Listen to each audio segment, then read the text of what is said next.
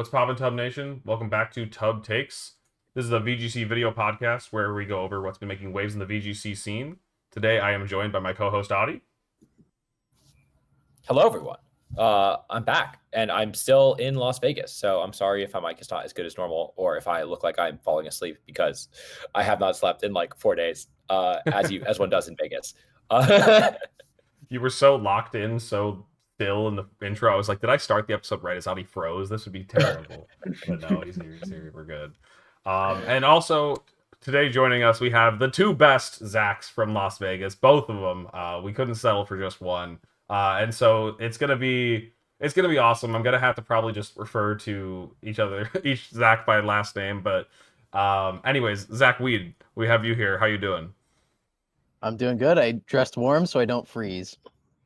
Oh no, too soon. We'll get there. We'll definitely be getting there. Awesome. And I would say, Zach Carlson, you also look dressed pretty warm with your background. How you doing? Oh, I'm just balling. I'm doing great. Awesome. Not sure how visible it is. That is a soccer ball. The man, was he actually playing soccer in the show or something, Torkel? Yeah, I forget why, but this image is on Bulba Garden and it's called soccer.png on Bulba Garden if you want to look it up. Perfect. All right. So we've got a couple of different topics to talk about today. A couple of regionals previewing LAIC and stuff, and also the Victory Road tournament. If you have any questions for our guests or anybody else on the show, leave them in the chat. We'll be reading that as we go along. And if you're here now, but you won't be around for the whole thing, this is going to be uploaded on YouTube tomorrow. So check out Adi's YouTube channel, CK49 on YouTube. That's where it'll be posted. And with that, let's go ahead and get started. This week, we don't have any signups or anything like that to get into. So I think the first topic of discussion I have was just the Reg F Victory Road Tour. I guess we'll, should I actually put that at the end for F? Nah, we'll just get it done, because then the rest of the episode will mostly be focused on H. But yeah, let's talk about F, the format that is upcoming, that we haven't pivoted to yet entirely. We have LAIC this coming weekend and Stuttgart after that. But I actually did want to ask everybody here, after Vegas, are we all done with Regulation H? Anybody else got anything else planned?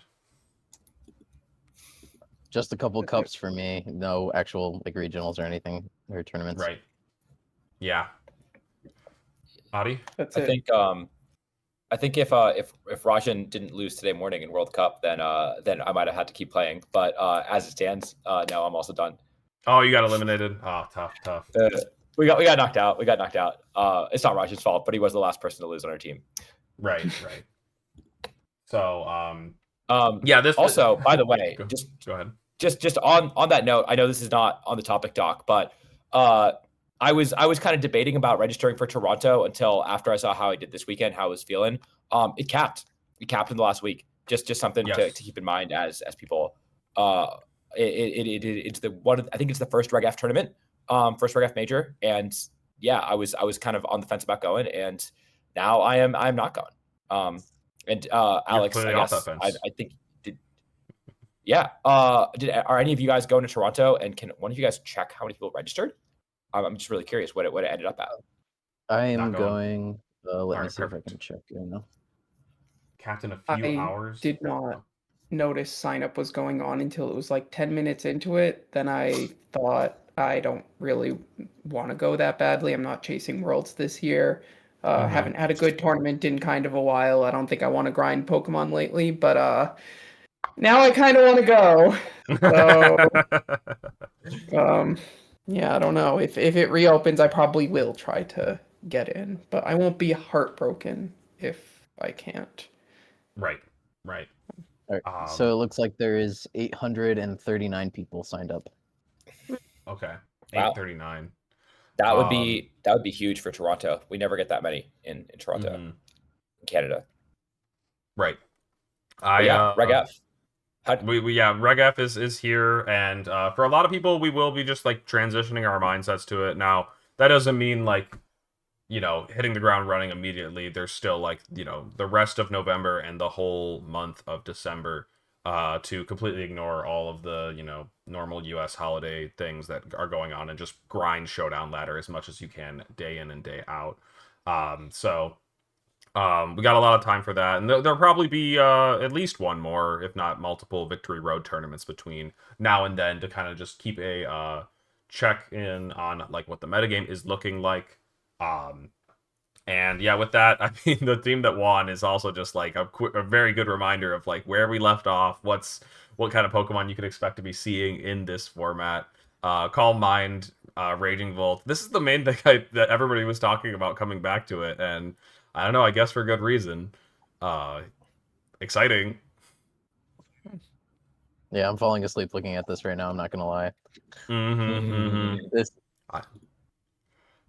when the techs on the team are like, oh wow, that Incineroar doesn't have knockoff and instead chose to run Flare Blitz instead of it. Audie, I see the thumbs down. Yeah, Ice Spinner on the Urshifu instead of Aqua Jet. I mean, yeah, we'll have to give it some time. The thing about this one is it was during, a US major, so maybe we just need some US players to play in one of these to shake things up. And wow, yeah, the Latam disrespect. True. Well, oh yeah, you're right. They were also busy. That's 100%. They were also busy, and then also we'll come to it. But Vegas had like a ton of people coming in from all over the world, and so a lot of people did not get to play in this one. I know that's actually so true. A lot of really good Japanese players who would normally play. Yep.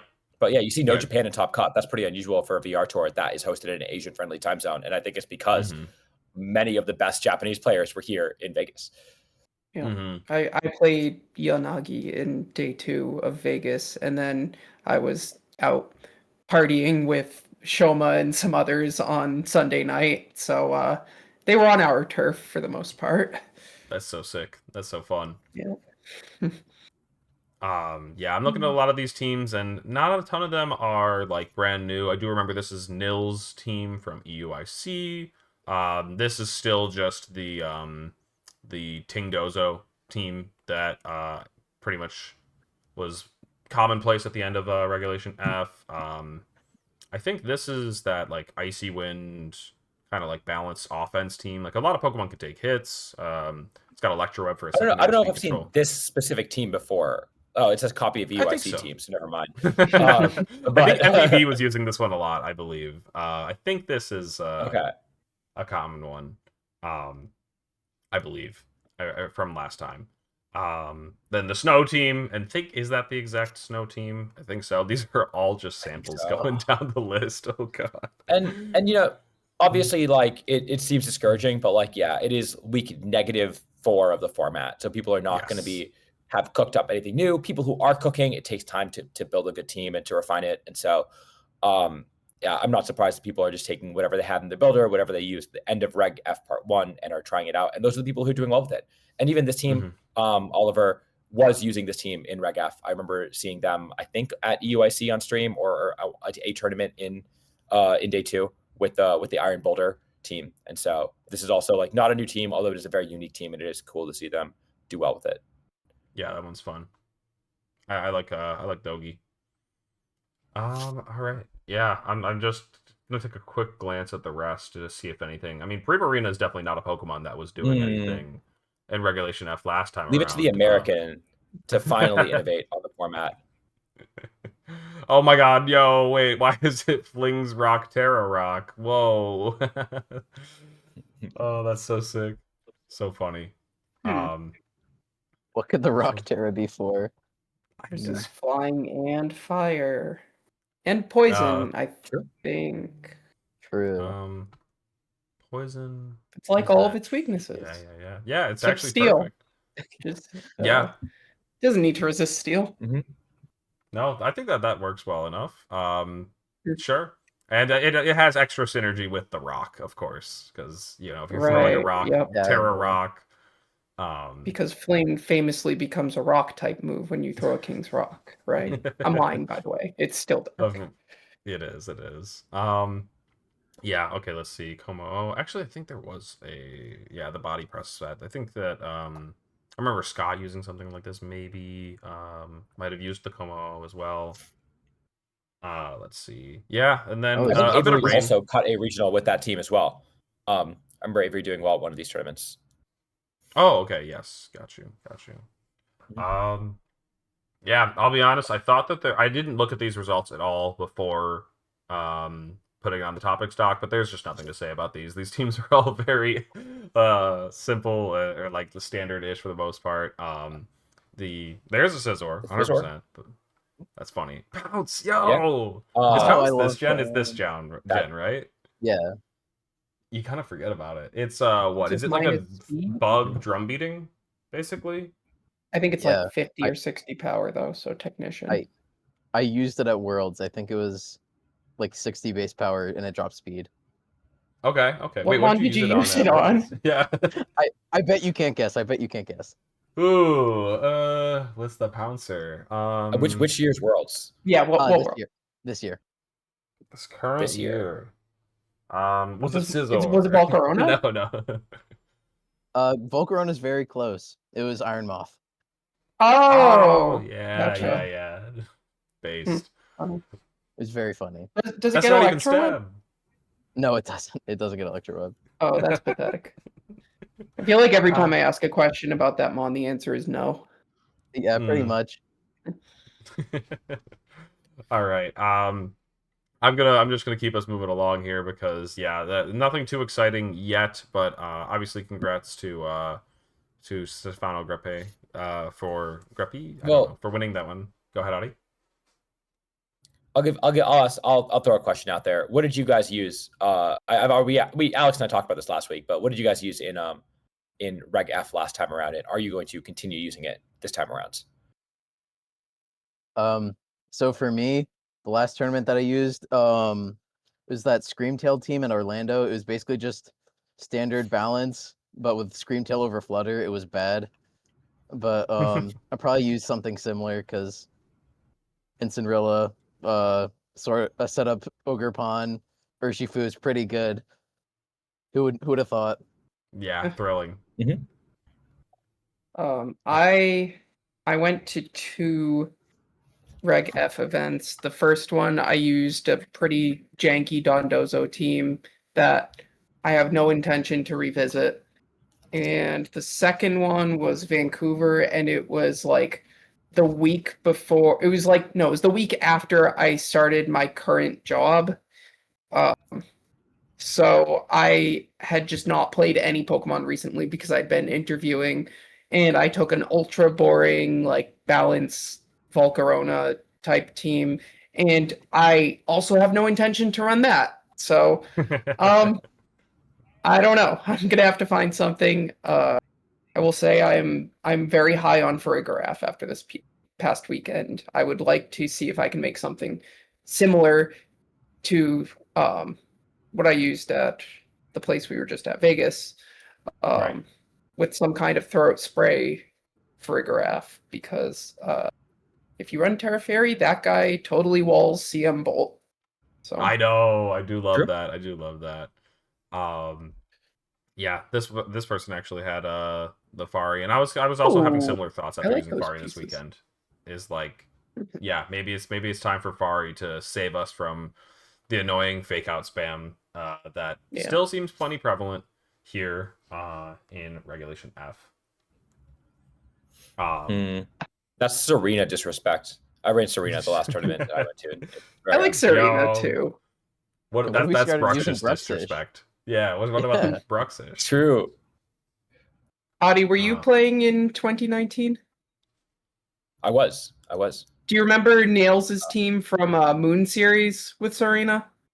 Is like Groudon, Xerneas, Venusaur, Serena. I played that a lot on ladder. I don't think I ended up going to any majors with it, but I did quite enjoy Serena in that format. Oh yeah, so maybe worth a try again. It's cool. I like Serena. It's got triple axle. 2019. It's a good move. Oh yeah. All right, with that then, let's go ahead and move on to talking about Buenos Aires. I believe I have here, and so Yeah, the results are on Victory Road, so that's super helpful. And oh yeah, now I have to plug it only because I am seeing the winner's name again, and I remember that I did get it. Haha! I won the smart money! Yay! It looks like yeah, I think Juan Salerno. Where is it? Juan Salerno, a good pick, but not the best pick. So I ended up taking it. Anna, you picked Fernando. I can't remember how they finished, but we'll Did he we'll show find up? him down there. Yeah, that's actually a better question. I don't see it on the control app anyways. The finals, I did hear the finals was streamed. I haven't gotten around to watching it yet, so I definitely do want to check that one out. And yeah, as for the team, it's actually kind of a throwback to what I think Pokey Alex was using this last Regulation H. I just remember the Sash Yeah, Blood I'm Moon Electabuzz, being really but cool. yeah. Oh, okay, yes, that does sound right. But yeah, and then Similar, though.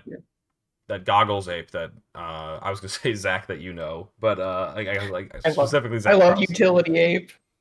Yes, I like to call it evil ape just because like it has like a move for every situation. But utility is also a really good description of it because yeah, that's pretty much what it is. Utility, it can do something on almost every board.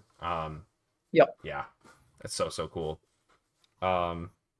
But yeah, the Terra Normal Sash Blood Moon is like really cool because it kind of fits like the best of both worlds, at least when it comes to all the different roles that a Blood Moon could play in this format. Like it's going to be able to tank hits just because of the Focus Sash, but it's not like the Assault Vest one where it can't protect and it's just easy bait for double ups. You can bait out attacks with the Protect there, and so still just a very solid balanced team otherwise. I mean, it's what Doug, double fake out, and then Annihilate to prevent your opponent from spamming double fake out into you with Lair Incineroar.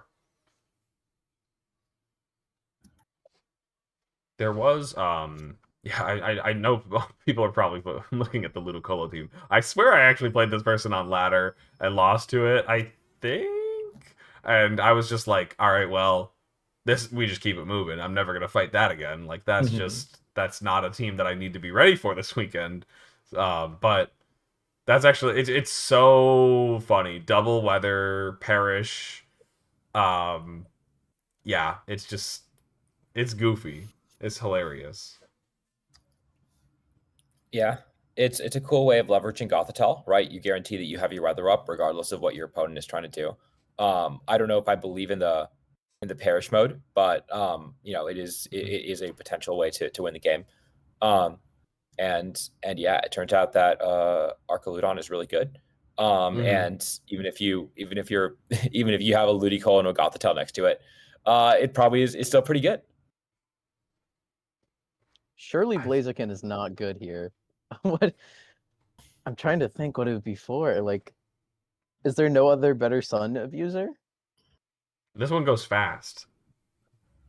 Yeah, I don't know. I guess you could run Venusaur. I think what's neat about Blaziken is it like can still be fast in the rain, I guess. And so you can Aura Sphere in the rain if need be, or just like it's fast without any weather at all. And so I guess yeah, just having something that's a little bit not as weather reliant is probably like something that makes it stand out against other like traditional sun sweepers like a chlorophyll Venusaur or something like that. We actually did see Venusaur do well in Vegas, well enough at least, so we'll definitely be talking about that. But yeah, this is definitely super funny. There's the Blaziken team. Yeah, no, the Blaziken team it was run by Lewis. Lewis was running a very strong Blaziken team with Focus Sash. And I do think that the Pokemon is just like decent in general. The main strength that it has is actually simply just Heat Wave. Heat Wave being like a move that is nice to have against like things like Golden Go with redirection. Forcing it to Terra can be very helpful, or at least limits your opponent's resources a little bit. This one can get even stronger through Terrafire and through Sun, so maybe it gets scary. I don't know. It is just a Blaziken, I agree, but I did play 2 Blaziken this weekend. So you did? Oh my god! Yeah, I played 2 of them. The second one, Heatwave burned me out of game 2 and game 3. So that was cool. They're gonna arrest you, Audie, for bird fighting because you had that water bird on your team. Quantified Blaziken. Like I imagine you don't want to put those two Pokemon in a room together. They'll fight each other. Anyways, yeah, this team very, very wild. Let's see. And then Juan, I think just running the exact team that he ran at was it Gdansk or Lille? I don't remember which one it was. I think the second one. Gdansk. Yes. At least that's the one that he did well at. So nothing too crazy new there. And then this team, we've seen it, we know it. This is the technically the exact bulky version that won Brisbane. Or very close to the exact. They had a Mega Goldengo on the original. Yeah, in Brisbane it was Aguav, I think it was Aguav or whatever. Yeah. Aguav bulky, and then also Fairy on the bear instead of running Ghost. I think that's really good. Really? I don't Yeah, know. I've got a lot of thoughts about it. I think Ghost is so scary to fight. At least Ghost for me, is also Fairy... really good. Sorry. Go ahead. At least for me, Fairy was a lot more difficult to deal with than Ghost. Yeah, the thing is, I just want to hit you with like that's crazy King Gambit player. Like, that's just, of course. Personally, but you did have double fake out, so there's that part too. That's true. Ghost would and really like Ghost is good to make sure that you can take advantage of Trick Room turns. I think that's maybe a little more important on teams that rely on Trick Room a little more, or rely on speed control a little more. Right. I think that you on a team like this, you really just want your sweeper to be taking neutral damage, and Ghost I think is a lot easier to pin, and I think a lot of teams are built to pin the Ursalunas that are turning into Ghost types, and 100%. so I think that's part of why Barry is so strong into the metagame right now, is that you just cannot OHKO it basically anything, and that's what it's trying to do.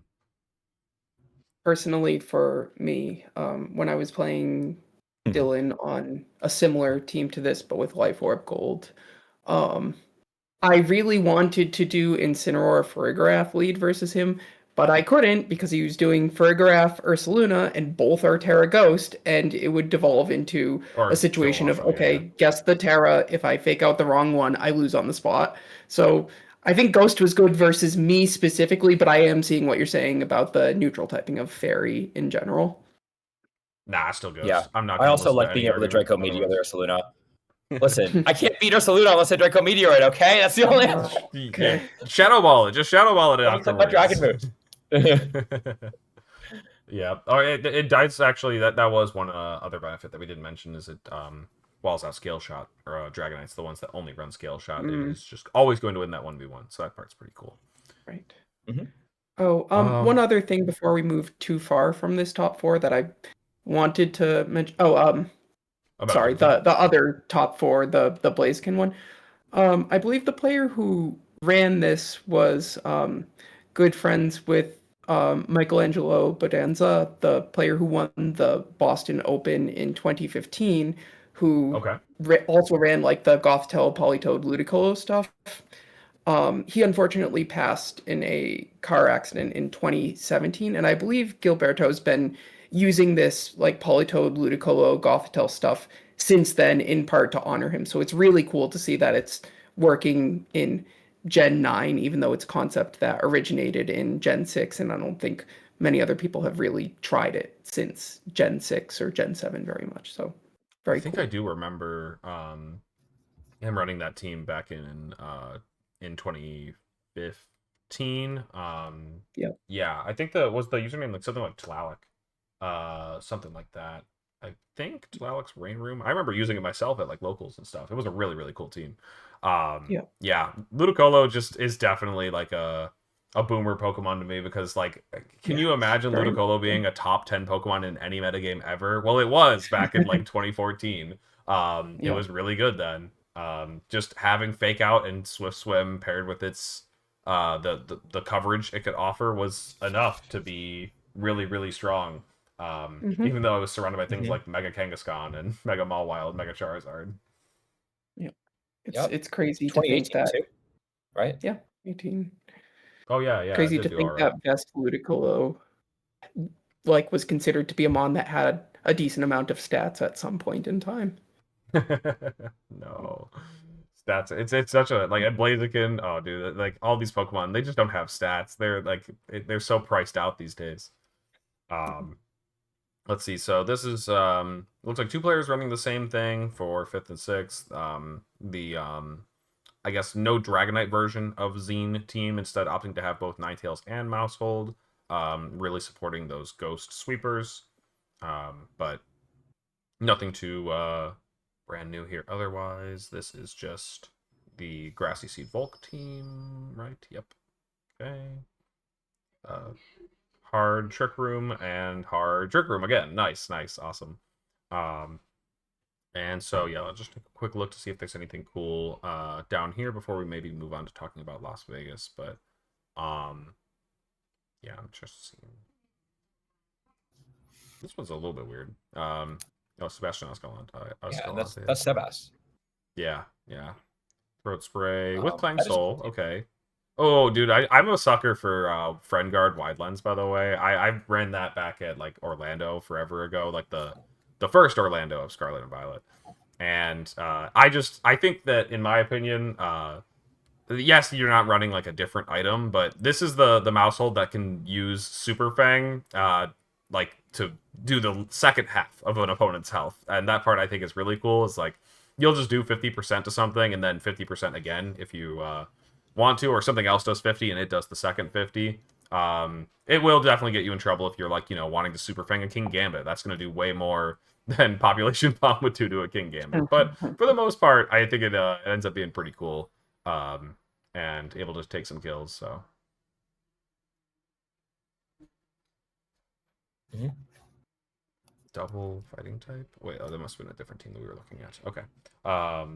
Anyways. Wait, there's a Gengar there. Go to Gengar. Okay, let's see. Gengar. Okay, just Icy Wind stabs. That is the set you run on Gengar. Yeah. Sure. Surely You Gengar for the Dragonites. I do have a local that I do have a local that's run Gengar for a while now. They ran it in the first Reg H2. They did pretty well with it, I think.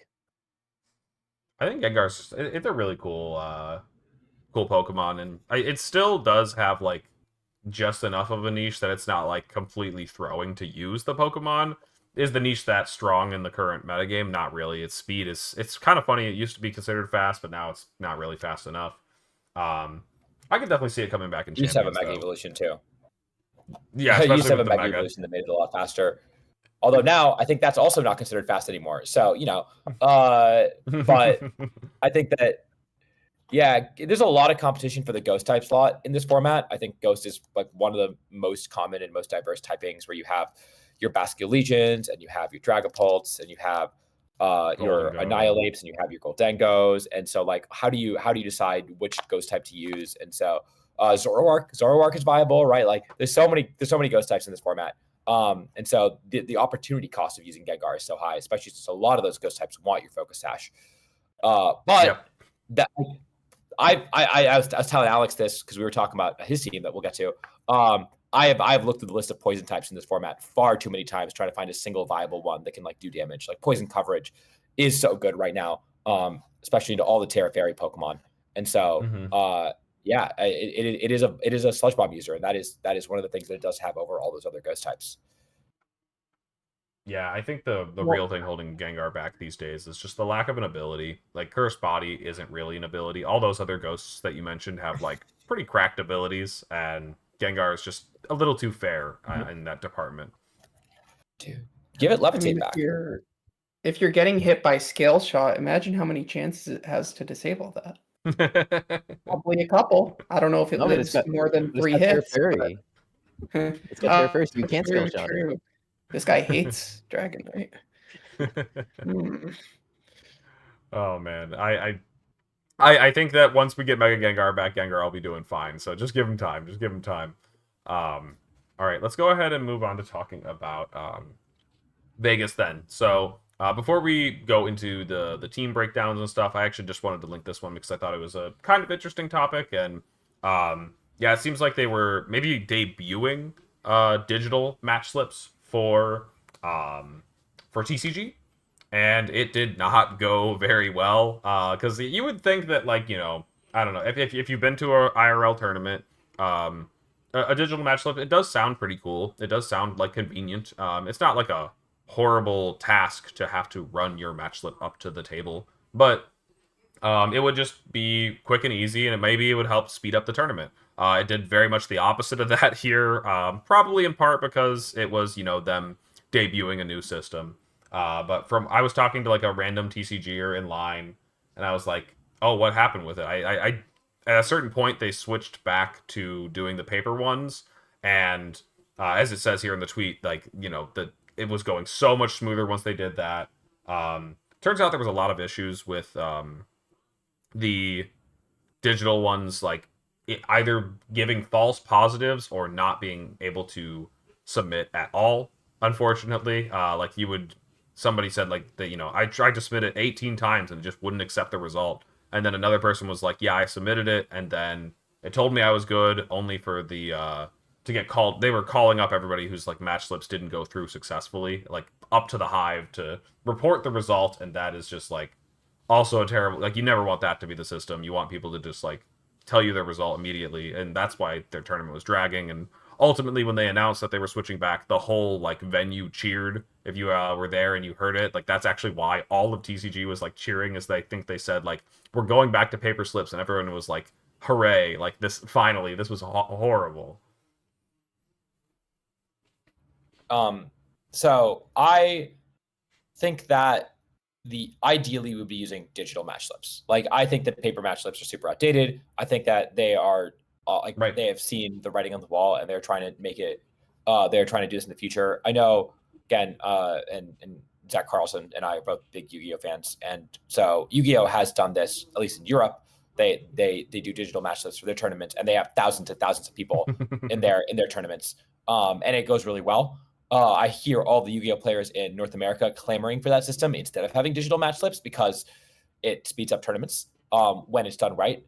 And really, the difference from what I've seen is that it is just like, I think it's crazy because Pokemon is such a big organization, and they are doing this through a third party in Arcanine that is not a big organization. That is one or two people, you know, doing all of this and trying to test it. And it's so hard to test a tournament of thousands and thousands of people and work out all the bugs in the system when it's a small organization like that. So I'm not surprised that it you know, malfunctioned. It sounded like it went really well in the smaller tournaments and the cups and challenges at Pittsburgh regionals. But yeah, we were talking about. I was talking about this with someone, I forget who. Like, ideally, I would like to see something like Pokemon Champions, when it comes out, have a tournament mode where you don't even have to submit it, right? You automatically pair up with your opponent or something like that, or you can submit it online through that tournament, and it's all in an app that the Pokemon company has created for competitive play, which is what Yu-Gi-Oh did with Yu-Gi-Oh Neuron. And that would be the ideal end state, instead of outsourcing it to this other third party that may or may not have the capacity to implement this in a way that is to the level required of a tournament that has 5,000 people attending. Man, when are we getting our like official pairings app and stuff like that? Like, it just would make a lot of sense, you know?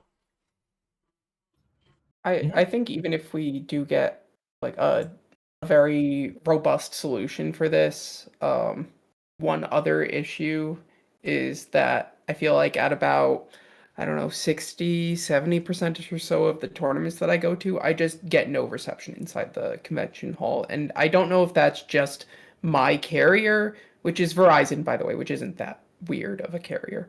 But a lot of the time I will need to check my pairings on someone else's phone because I am not getting data in the center. So Right. they would have to address that as well. And it looks like Mont brought that up in the chat as well. One mind. Yeah, same thing Well, happened. I was also for I've VGC also been there players. too.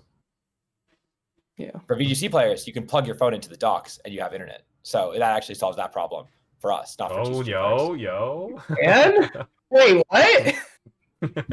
I mean, I know people hook up their switches and wait, it's play. It's USB-C. I have an iPhone. I can't do that. Okay, Oh. Sorry. Oh. Not just iPhone. You have an old iPhone because the new iPhones have it. Okay, yeah, I have a iPhone 13, so I want to upgrade before Champions, of course, though. So Christmas money going to that. Right. Got to get a new rig for the new game. Mm-hmm.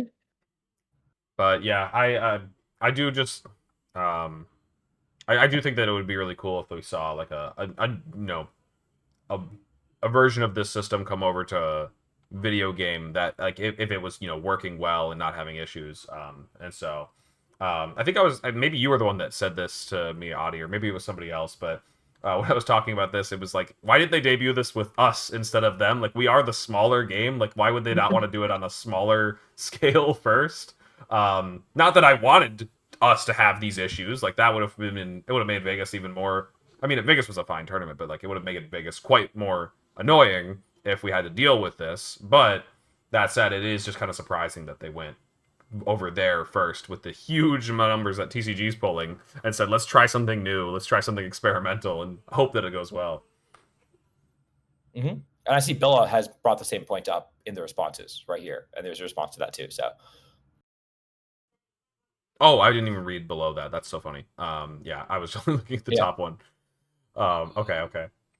Anyways, though, let's no, so people are talking about the Champions release date as well. I also want the Champions release date. We all want the Champions release date. Yeah, maybe if we're really good, we can get the Champions release date for Christmas. So anyways, let's go ahead and talk about Vegas. And so it was what's funny is that we did go back to that like 8-round system or whatever. No, I think a lot of people were worried about that going into the weekend, but ultimately just played 8 rounds on the first day, 4 on the second, and then finished up the top cut bracket from there. And Dylan ended up going all the way, winning. I think actually Dylan beat everybody in this call except Audie. I don't think Audie ended up playing against him, but I played Dylan in the winning in. I'd have won. Yeah, you have matchup into this. You have it all figured out. And yeah, Dylan was actually just using the team that we were looking at earlier, the standard P2 Bear Instant Amoongus Kilowattrel Golden Go team. And yeah, I was using this team at Milwaukee. It has not really gone anywhere. It's been a very consistent team throughout this run of Regulation H. And it's kind of funny because like for a relatively balanced defensive type of team, it does have like a very toxic element to it, which is just the Kilowattrel Porygon 2 mix-up that I think could really force people to kind of mode guess. You know, you're thinking like, am I going to have to be ready to stall out a Tailwind and deal with the Kilowattrel, or am I going to have to deal with the much bulkier Porygon 2 and a Trick Room? And because of that, like it can, if you plan really hard for one and your opponent goes for the other, it can be quite annoying. So I'm honestly, I think one team that like we saw in the finals, Zach Weed, when you were playing against it, you brought I think all 6 of your Pokemon because you were adjusting to different game plans that Dylan was using. Like ultimately leading Incineroar in the 3rd game because you were like, all right, I think now for sure it's not going to be a Kilowattrel lead, right? Yeah, like just the way the matchup went, it's like very different counterplay to all the different leads he has. Like I technically could make like a mid-ground lead with like Basculegion plus a Rillaboom or some fake out guy, but like it's still kind of tough anyways. I'd rather just like have a consistent option into one of the modes. Mm-hmm. Exactly. So you kind of have to be willing to call it out because I mean, if you trust your gut and you know what your opponent's going to go for, why put yourself at a disadvantage, or why not push for an advantage when possible? And so I remember like you could like correctly called it out in the first game with like the Basculegion and Sneasler both able to outspeed Kilowattrel, and like after you get the Unburden and stuff, whatever. But yeah, also tell us a bit about your team, because when I was looking at this, it's like it's so close to a bunch of different things, but ultimately not exactly one team that we've seen before. Is this just like, did it start out as something that was a bit more standard, or are these just all the pieces that you like? Or how did it work that way? Uh, so after Pittsburgh, I used King Gambit at that tournament. I was like, I really like this Pokemon, but the team that I used feels kind of bad now. So I kind of just threw together a bunch of different ideas onto like the Nerrit team. So I changed the Sneasler to Grassy Seed from Sash, and then I originally had Sash Basculegion over Scarf, and then of course the Magmar over Ensign. Okay. And it was kind of just like shifting the speed around on the team. And I played it in a VR tournament. I got top 8 there, and it felt good. Like especially the Grassy Seed Sneasler, like it opened so many more options of the team. But so I kept playing with it, and probably like the Ensign came about as a answer to all the lefties Blood Moon stuff. Like Blood Moon is so hard to break with this team, even with Ninetales and Basculegion and like Sneasler. Like it just Terra Electrics and sits there. So the Ensign basically just gives free parting shots and taunts to stop it. And the Covert Cloak was especially nice. Right, and actually, somebody just mentioned it in the chat, and I also wanted to ask about it. But you ended up going with just 3 attacks, Sneasler. It was kind of funny looking at like Gdansk, where like less than half of Sneaslers even had Dire Claw at this point. Let's actually take a quick look at this one and see what the numbers are looking like on that one. Sneasler, Dire Claw. I'm quite a bit more actually. That's almost I don't know. I guess it was just crazy how the numbers looked in Europe, but. Yeah, regardless, I think if I went and picked like a Grassy Seed Sneasler, you would see a lot more. Yeah, not very many running Dire Claw. And so you ended up still going with it. No Swords Dance on this one. Was it because you felt like you didn't have the time to set up? Did you want the coverage that Dire Claw offered? What was the reasoning there? Yeah, so originally I had it as 3 attacks. I tried Swords Dance for a little bit, but then the Terra Fairy Volk won Gdansk, and I'm like, yeah, I should definitely be using Dire Claw.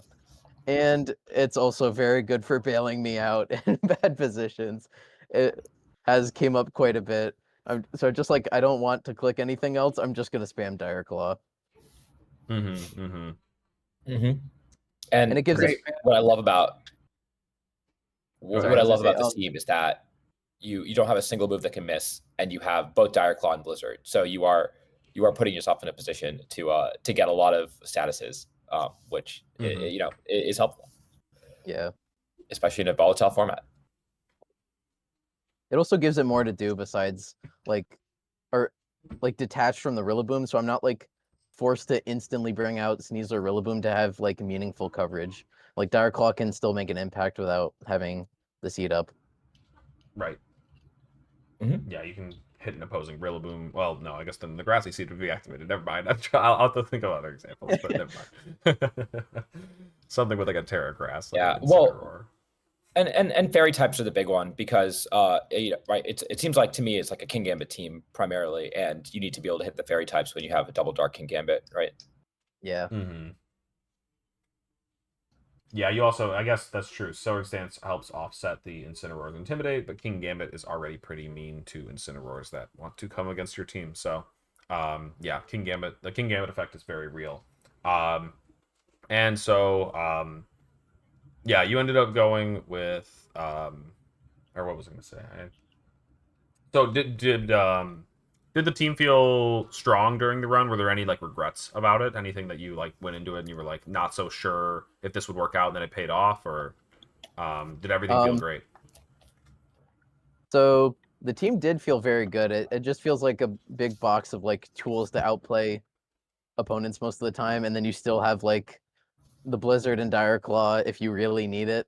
But I will say the one regret is that I kind of just I grabbed a Ninetale spread with like less special attack.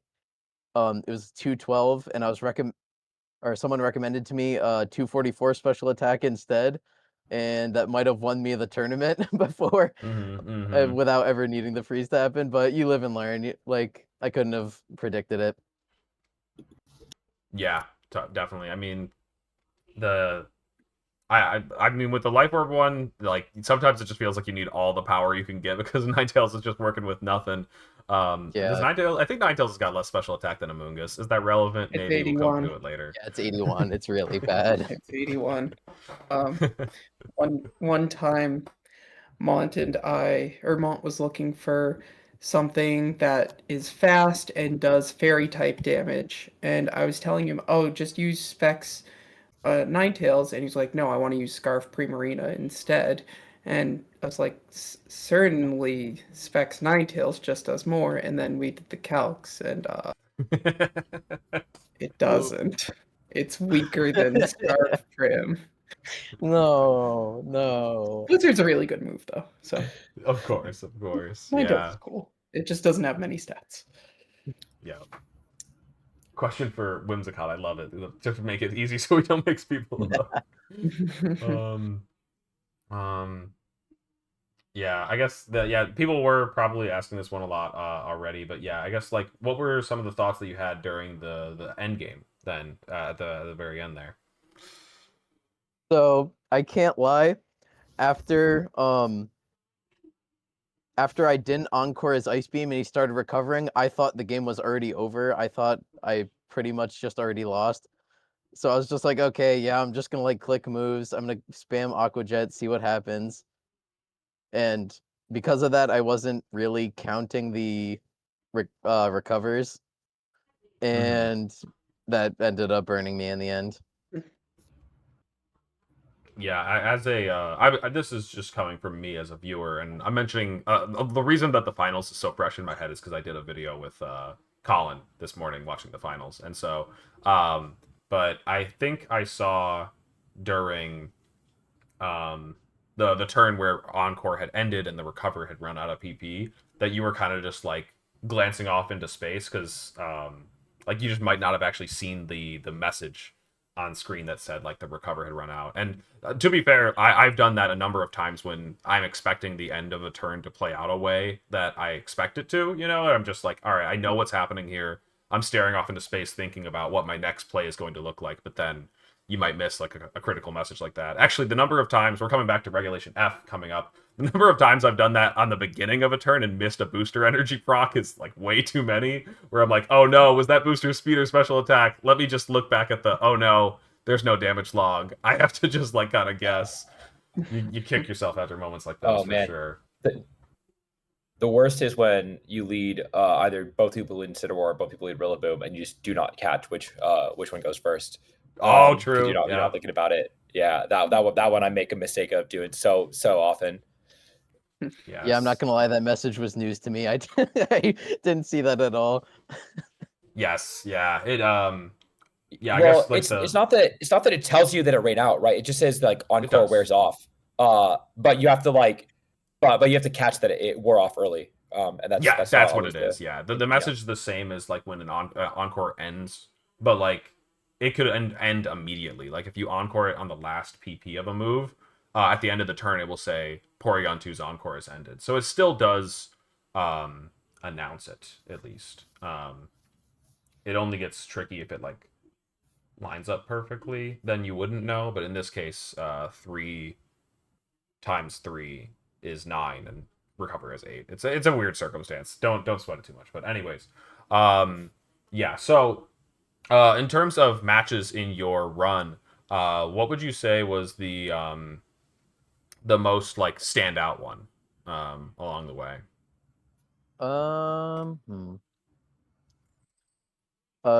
My match against Justin was pretty notable because we played the exact same matchup in the Grand Challenge last weekend. Oh yes.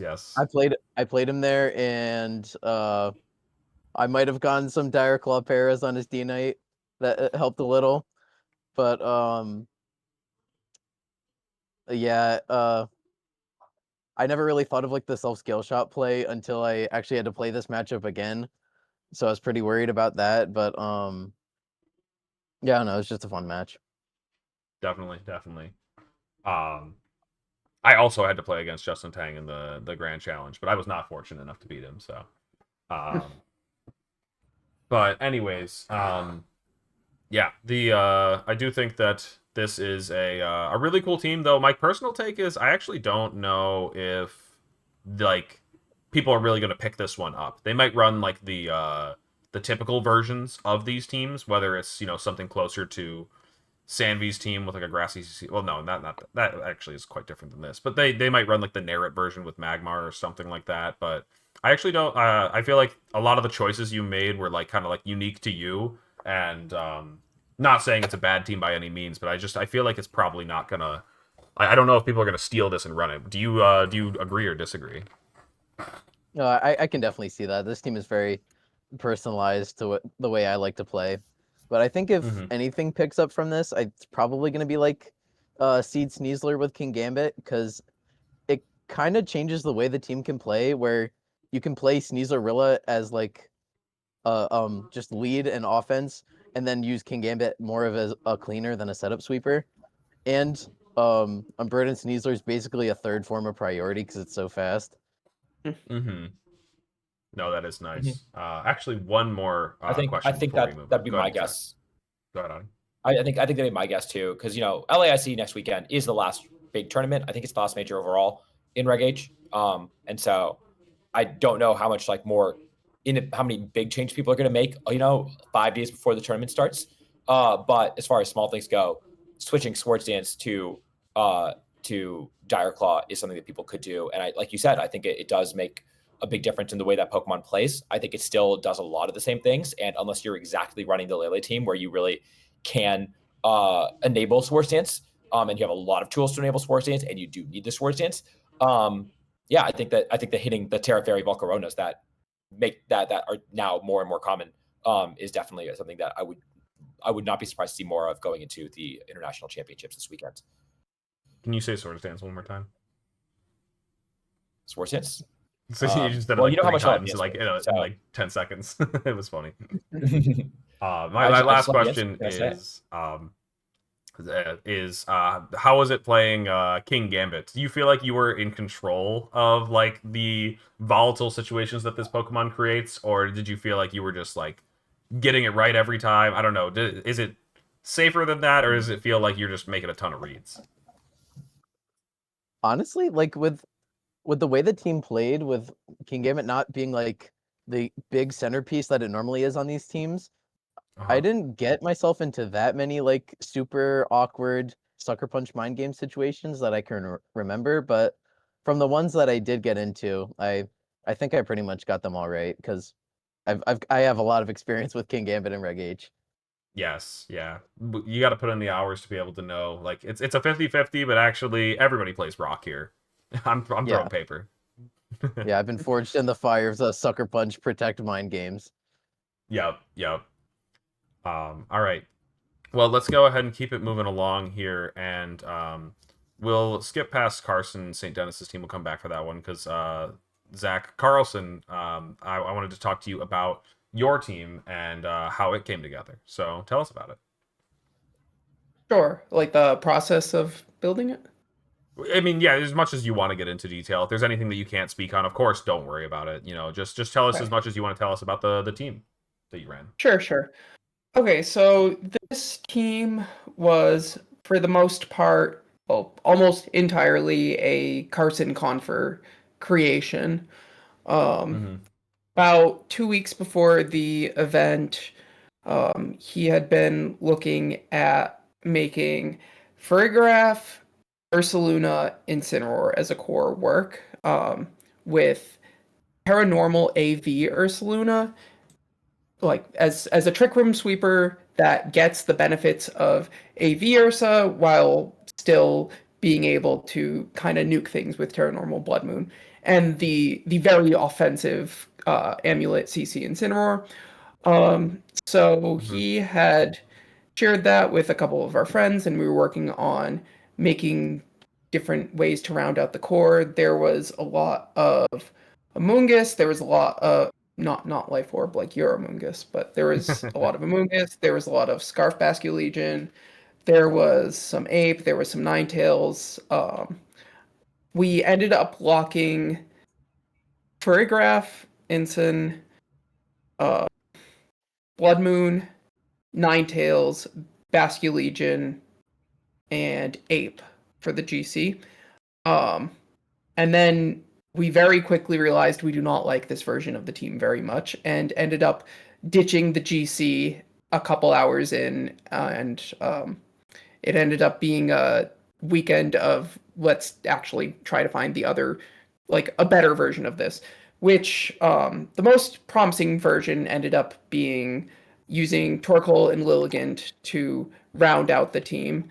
And I'm trying to remember just because there was a couple different versions going around.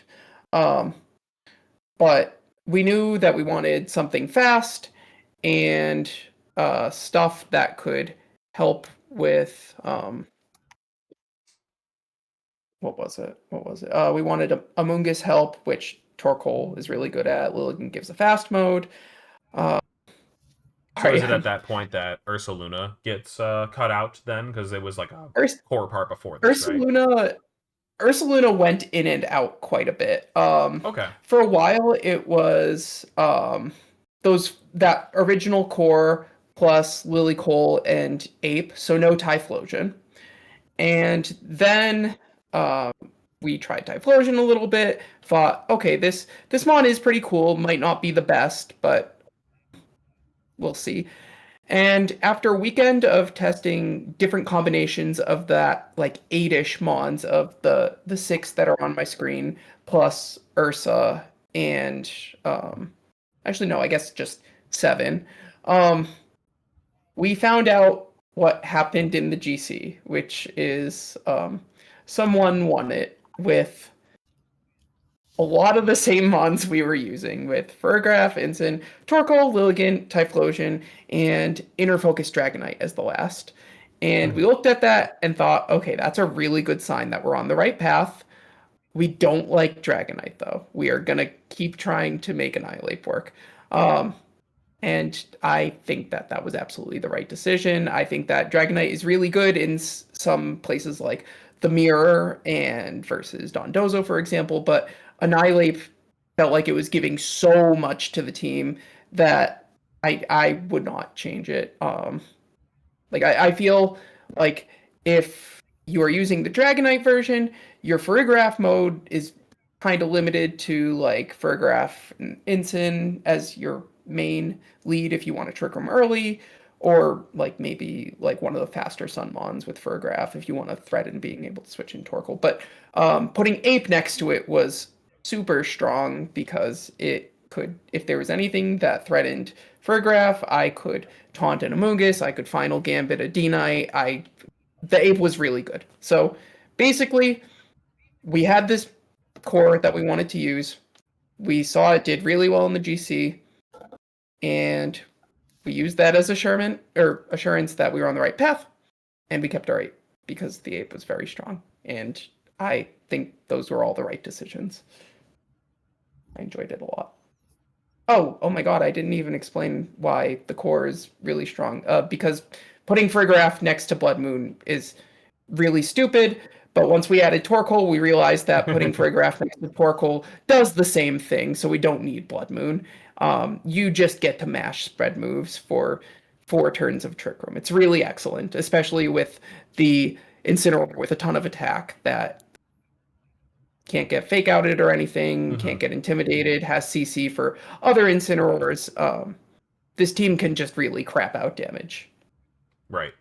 Yeah. It's got the 3 fighting moves to really just make sure you're making other Incineroars as miserable as possible, or Tyrannotars, whatever you know.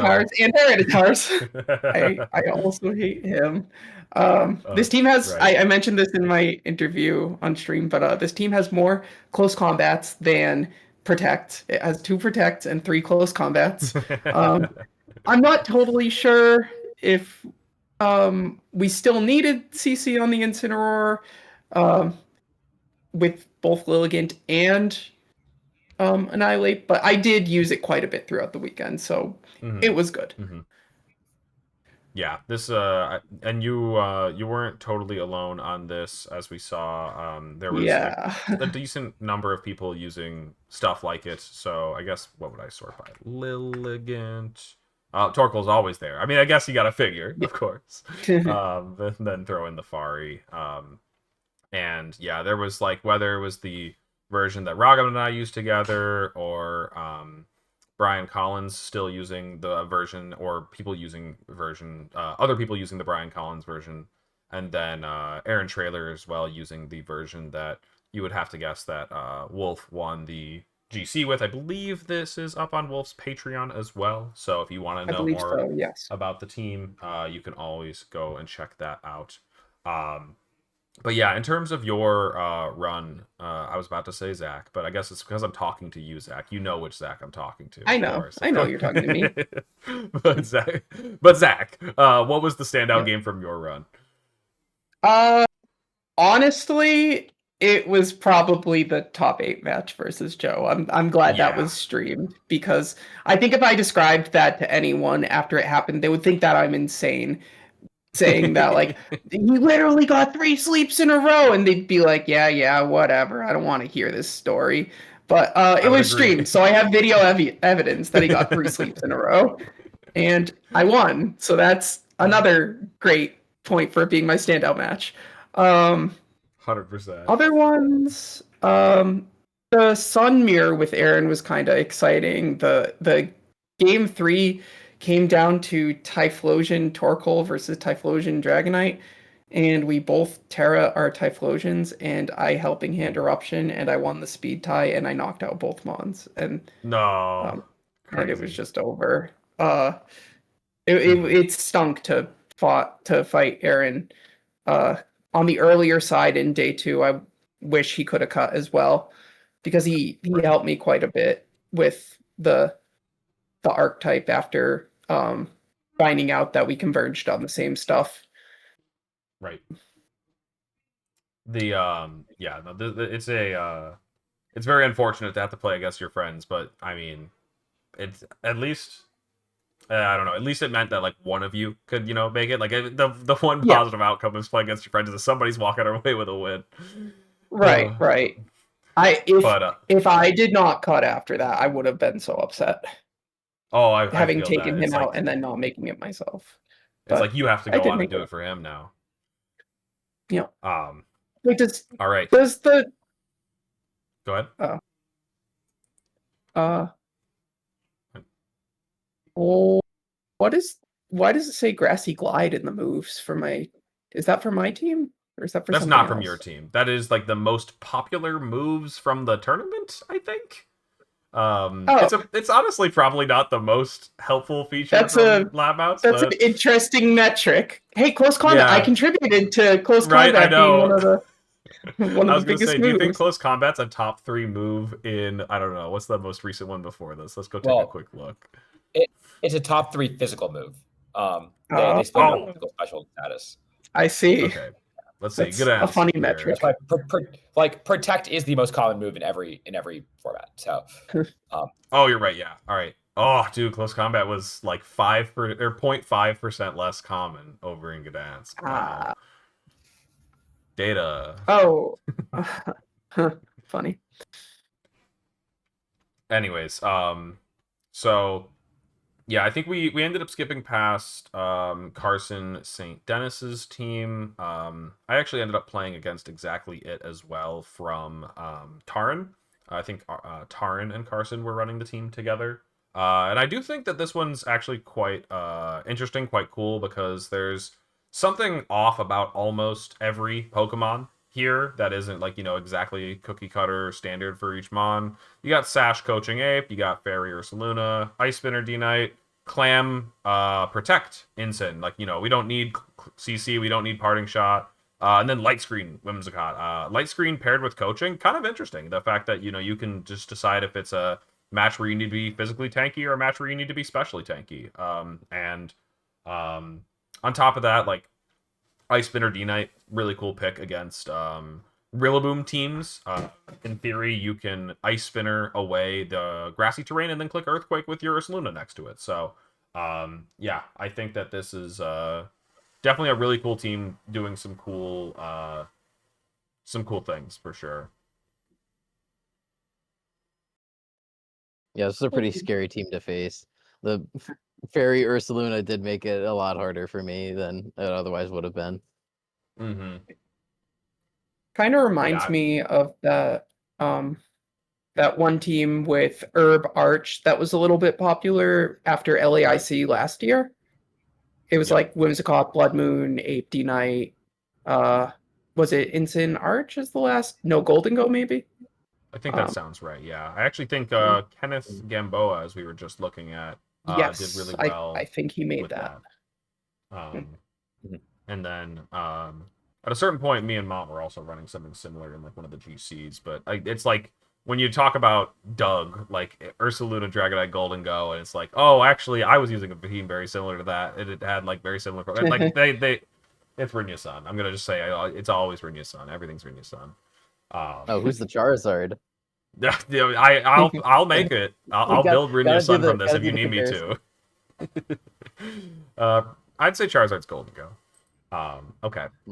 So let's see. Henry Rich did a very good attempt at invading and stealing our invite. We were talking about it earlier. A number of players from other regions coming to this tournament and really making a good run for it. James Evans actually lays claim to no region in particular. I think that was just a there was a meme about it on Twitter. I think I'd have to go to the Victory Road page, but I think like because he showed up late, it like bugged out and didn't list him as having a region. So he was just like, I'm from the region of James Evans. Also James Evans, because he showed up late and he took a round one loss and then won out, which is crazy. He did not lose until Top Cut. I can't pull up his schedule. Oh, okay, hold on. I'm going to do a bit of anti-James Evans glazing here while everyone's glazing him for this win-out run, because everyone's like, oh, he won out after losing round one. He got the round two bye. That's what it's... he got a bye round two, so, like, that... I don't know. Also, apparently, James is just the king of getting buys, because didn't he also get the bye at Worlds? I'm pretty sure. I think he got the the day two first round bye. I think. Because I remember talking to him just before it. I was like, James, how did you get the bye? And he was just like, I don't know, man. And he was like, I'd rather actually not have it. I'd rather, be able to play my first round and warm up. And I'm like, that's actually pretty real. I'm also not trying to actually disparage James at all right here. It's just good banter. Anyways. The round one bye at day two Worlds is a lot more important than getting the round two bye at a one at a regional, where I think that the rating Worlds runner-up is probably going to win that set anyways. You think? Anyways. Maybe. I don't know. No, that's fair. Also, man, I think people were talking about this in Tub, Audi, just talking about like how resistance changes depending on when you look at it. And like that's what I'm seeing actually between these two sites for whatever reason. James is 5th and Henry's 6th, and then over here Henry's 6th, Henry's 5th, James is 6th. Kind of goofy. I don't want to go open that whole can of worms because I don't think we knew anything. I don't think we've reached a productive conclusion on that conversation yet. But anyways, okay. So yeah, Henry's team just running the. I guess, a very mild variation, Terra Flying and Terra Fairy, but still Life Orb.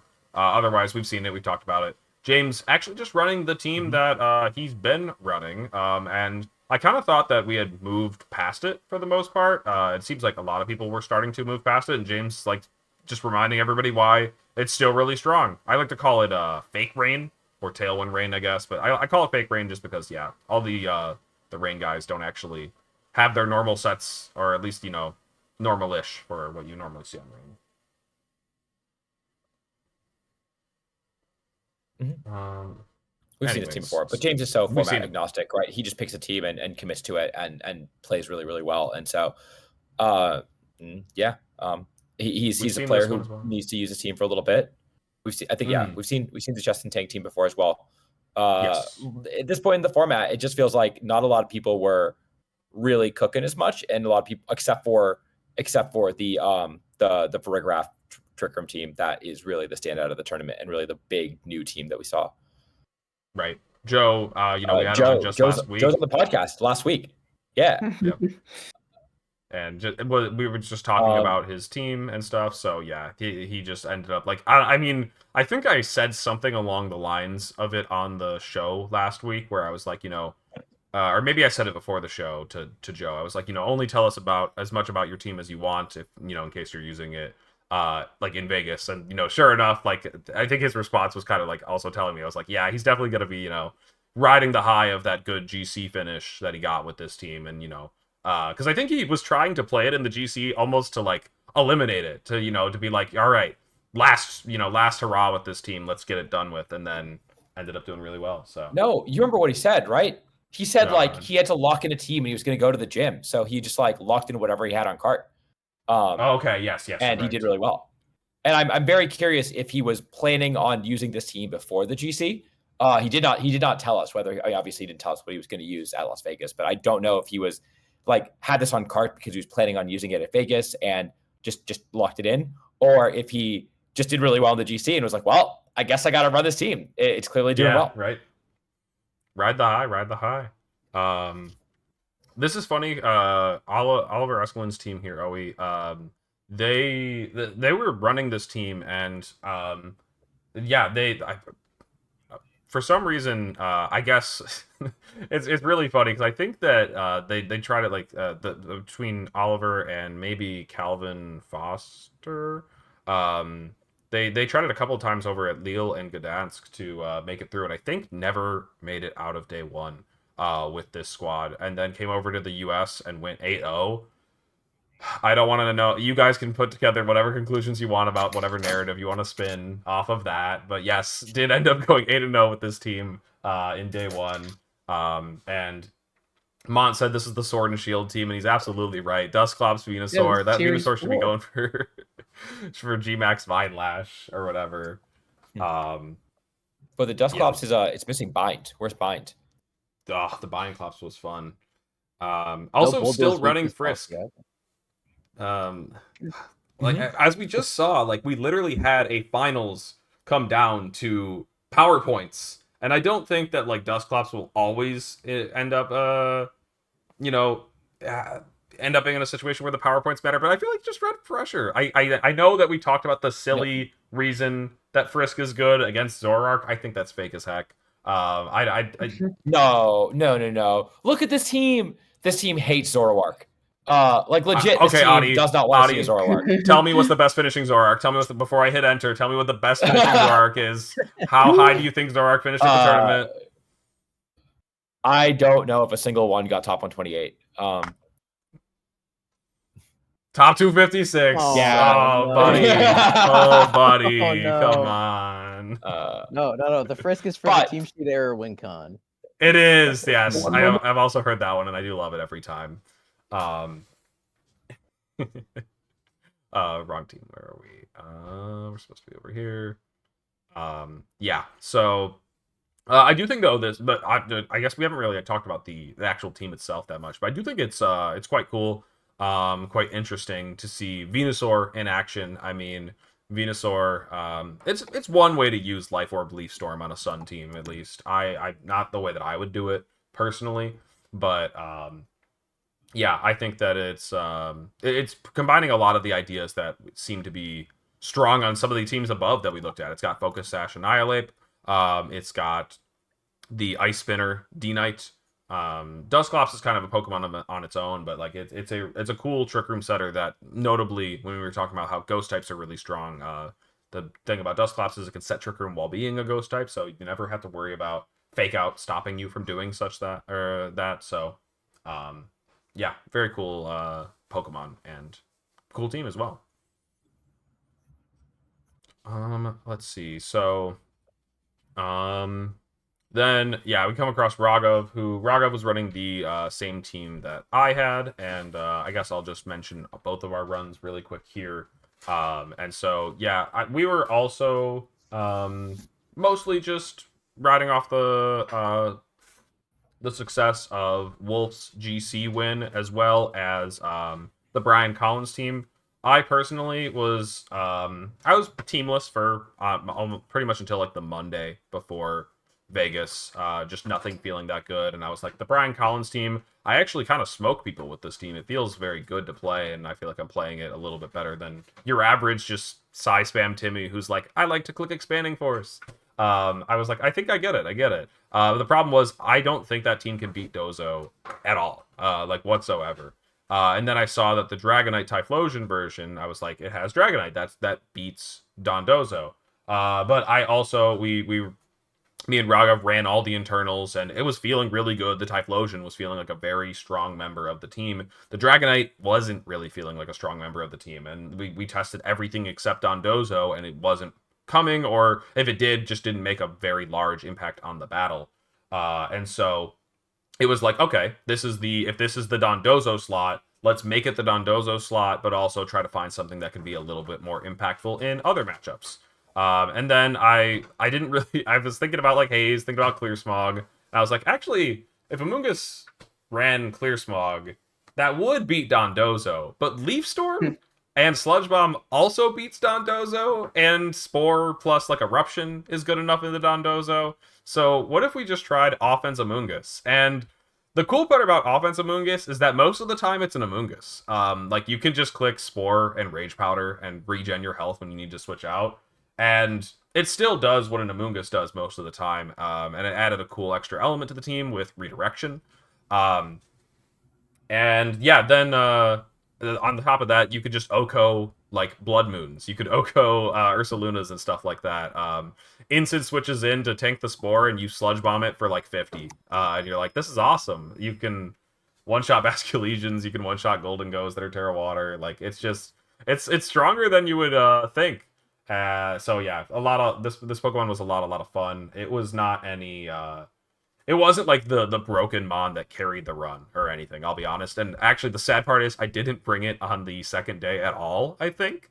But still, it was a really fun one. I'm glad that Raghav got to show it off in the stream set. Yes, only one Protect as well. And honestly, I think that those are some of the best teams.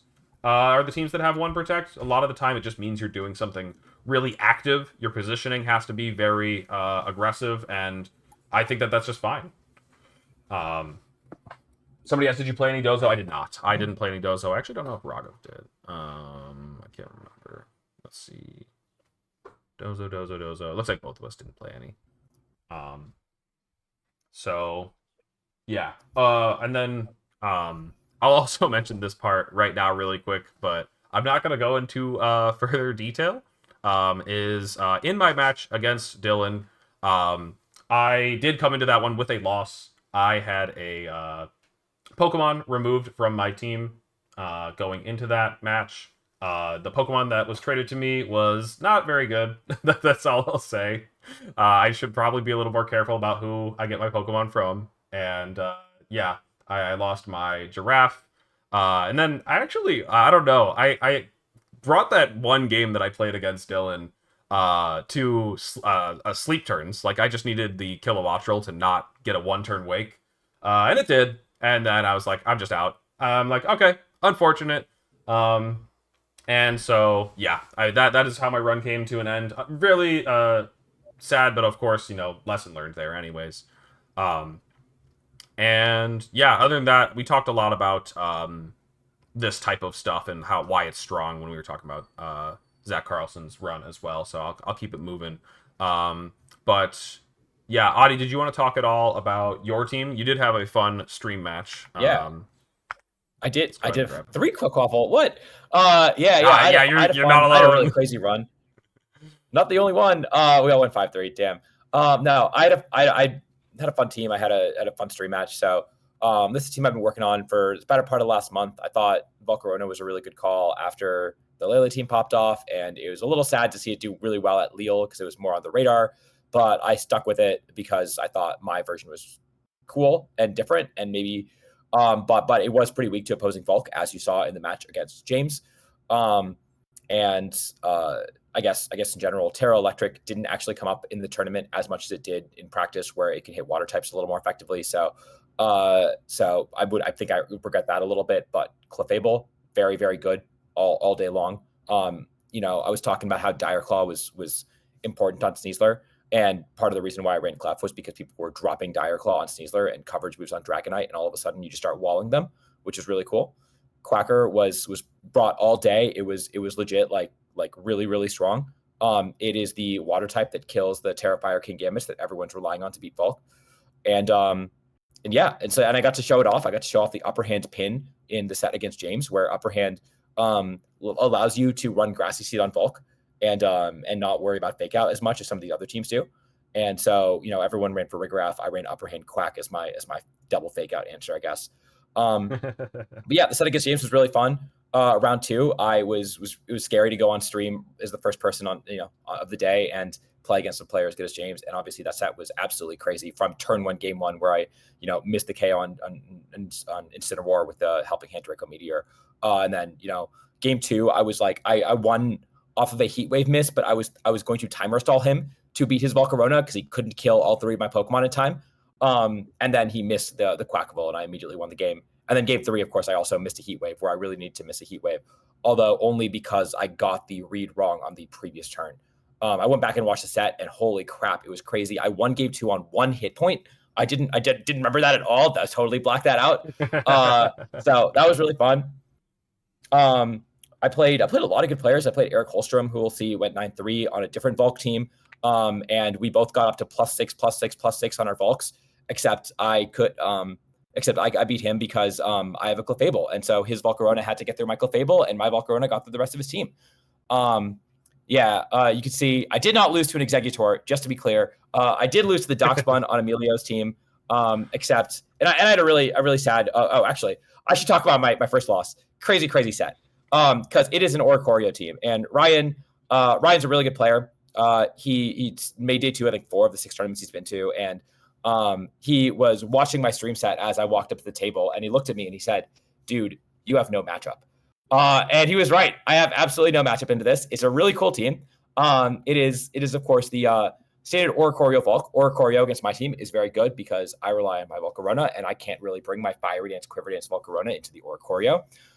It has a Sap Super Ferrigraph and a Storm Drain Gastrodon, which is actually like pretty cool because now you can't safely use water moves into the Volk. And also the Ferrigraph is a really good switch in to try to, like, for example, it's you really often try to pin the Gastrodon slot with the grass type move as well. And so now you can't really do that as effectively either. I had no matchup into this. I managed to steal game 1 off an air slash miss, and then I managed to pull it back game 3. Game 3, I went for the double up into Oricorio with Grassy Glide Aqua Step. Oricorio had just hit my Quackable, but I survived the attack, obviously. And then Aqua Step missed the KO on Oricorio, and because Aqua Step is a dance move, Oricorio KO'd my Quackable back with Aqua Step. And so that was how I fell way behind in game 3.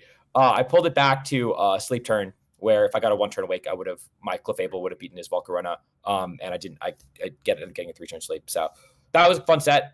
Set against Emilio on the Doxbun team. That Emilio did not make day 2, but Kyle did make day 2 with the team, and we can pull that team up because I think we should. We're going to talk about that team as well. I think this was Typhlosion's tournament. I think was part of it. Part of why we saw them use that team and do so well with it. But yeah, this team was super, super cool. Did not know what I was looking at when I saw this in team preview. And this was the match that made me really sad because Emilio is such a good player, and I've lost him before every time I played him. And I really thought I outplayed the shit out of him. And sadly, his game 1, his -4 Torkoal crit my Dragapult in the end game to beat me. And in it was Doxbun Torkoal, and neither of them could do anything to Dragapult except for crit me. And then the second game, he hit both the sleep powders and got 2 3-turn sleeps when I just needed to wake up and get a Shadow Ball off with Dragapult. So that was really, really sad. That was heartbreaking. And then, like I said, I lost my 3rd round to Heatwave Burns in game 2 and 3. So that was really disappointing just because I thought I was playing really well all tournament. I was really happy after my set against Jace Beck and against my set against Eric Holstrom, who are 2 just very good players. And I thought I was, beating very good players and feeling really good about myself, and then had a tough run. But yeah, that being said, I look at the teams that did way day 2, and I promise you I had no matchup into that Ferrigraph Trick Room team. I could not ever beat that, beat the Typhlosion Ferrigraph team. My opponent in World Cup yesterday brought that team brought a version of that team because he was like, this is the counter team. And I switched it up and I brought Alex's team. But yeah, I think that I don't think I was going to do very well in day 2, even though I thought I played pretty well in day 1. And I'm just happy that I got to show off Quavel. I thought it was actually a really good call into the metagame at one point and was underrated all format. And I finally got to show it off. And yeah, fun tournament. I did notice, actually, looking at Zach Weed's run. Zach, I think you also didn't have a good plan for the Sun stuff, the Fari Torkoal stuff. It was actually your only losses before finals, right? Yes, I was just praying to dodge them all tournament. Oh, this one doesn't I have got Fari. pretty Never lucky mind. there. Oh no, it does have Fari. Yeah, they both have Fari. Yep, there it is. Yeah, those were pretty convincing losses. I have a very bad matchup into Clements and Frigg Torkoal stuff. It was yeah, this was 100% the tournament for it. I think we saw on the graphic Torkoal snuck in there at 12th on day 2. So a lot of people trying out this Sun core, the Sun stuff. I also faced an Executor, actually. It was my first round the second day. Where am I? 27th, 26th. I played against that Executor right here. Like, we get the pairings, and I was like, do I have a matchup into this? This looks really annoying. So I had to fight the Eggy. I'm not going to talk anymore about my run, except for one small thing, which is that it's kind of fun. I got to play against 4 non-American players. That was, like, kind of crazy for going to Vegas. None of the Japanese players. I would have loved to have played against some of the Japanese players, but played against Taran from the UK, and then Drew, the Executor players from Australia, a Spanish, like Spain player, and then a Mexican player the very next round. So yeah. And you beat all of them, which I mean, I guess I applaud you for. Know. I'm glad. You were saying earlier, like, Hobbit almost stole an invite, but, like, honestly, like, given the amount of good international players that were this tournament, NA came up clutch. I mean, we had 7 of the top 8 slots. Like, we did really, really well for a tournament where, like, we had some of the best Japanese players coming, the best Australian players coming, some really strong European players come in. Like, it was a tough tournament, and NA pulled its weight and showed off what we can do. Right. Let me see here. Oh, that's Buenos Aires. Okay. Yeah. Let's see. Yeah, Henry. Oh, actually, Zach, you did the defending there, right? Yep, I did the defending. I said Zach, and I'm so bad, but you guys know who I'm I knew referring to. I knew you were talking to me because it was about Owie. For a second, I did think you were talking about me. I was like, no. Oh, God. I'm so bad. But Zach Weed, you said you beat Yanagi, right? That was me again. Oh my God, that was me. That was me winning in day 2. my friend did play. Canada. Oh wait, no, this. My friend played. So Kinagawa, Zach, you didn't play anybody match. like truly foreign. You played against some Canadian players. But sorry, I cut you off. What were you saying though? I was just saying that my friend ran the same team and played Kinagawa. I was hoping to dodge him because that matchup was also very bad. Let's see. Man, I feel like there was a decent amount of cooking at this one. Bezod's team was coolish. I mean, it's still like the balanced P2 stuff, but a bit of flair on most of the Pokemon here, running the bulky gold, normal Amoonguss. I actually didn't see that until now.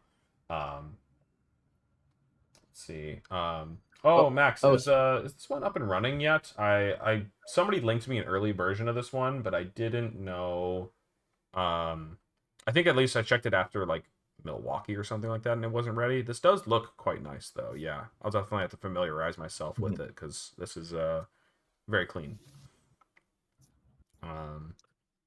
Speaking of Kinagawa's team, he has the Endeavor Ensign. What? I did not look at this yet. What do you mean? I was just saying with my friends, we're trying to figure out what this was for. Huh? I didn't know about this until now. What do you mean there's Endeavor? Too. What's funny is I know Kinugawa's alt on Pokemon Showdown now after seeing this team come out. I do as well.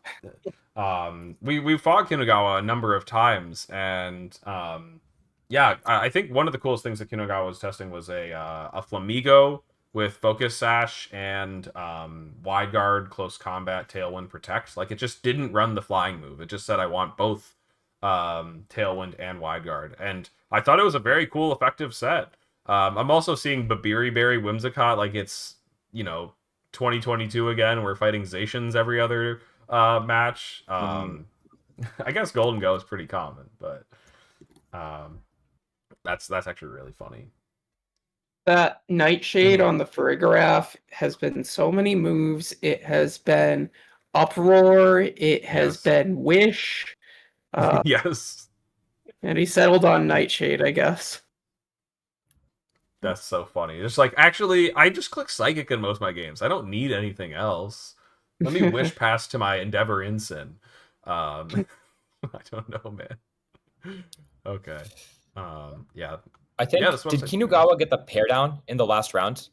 Yes, he did. He did, and then he got 17th as a result. Dude, it tells you the table. Oh, no. Why would I need or did he lose the last round? Yeah, he lost the last round to a pair down. And he lost the win into a pair down and got 17th. That's tough. Yeah, that is really brutal. Yeah, especially since the points don't matter to him, right? It's just the money and the chance of winning. And obviously losing the win in sucks, but like losing the win in and missing out on $750 when you came from another country, kind of rough. Although Zach, you were there. I think Kinugawa won a ton of money playing roulette at the casino. So I think he might have won it back. Yes, he did. That's fine. He did. That was a fun night. Brian, are you saying you played against Brandon Davis in a pair down? Let's see. What are we cooking here with Brandon Davis's team? Oh boy. Yeah, that's honestly that looks pretty cool. Fake tears with Ice Spam. Why not? Do you think if he had a normal instant, he might have a better chance of winning?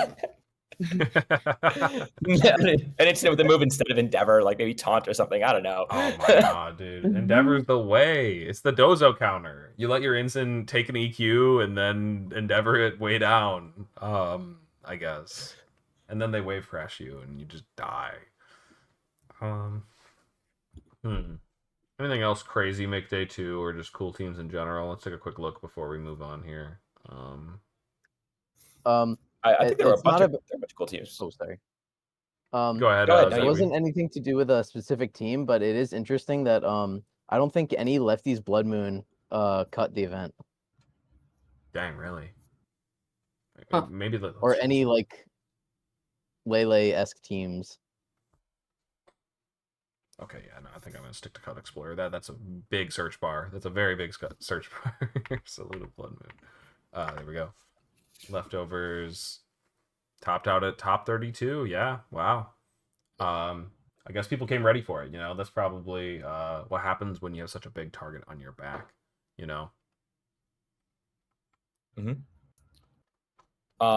Continuing the trend of the fact that you can literally put anything next to Farigiraf Torkoal. Check out the Azumarill team that went 8-4. Azu is like the 8th best A Pokemon. I played Araquanid. I fought the Araquanid. Oh my god. Oh, Papa Mouse. Why not? With After You. That's lit.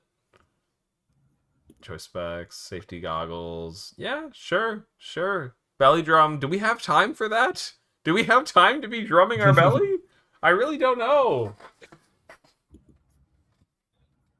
That's fun. Yeah, that one was cool.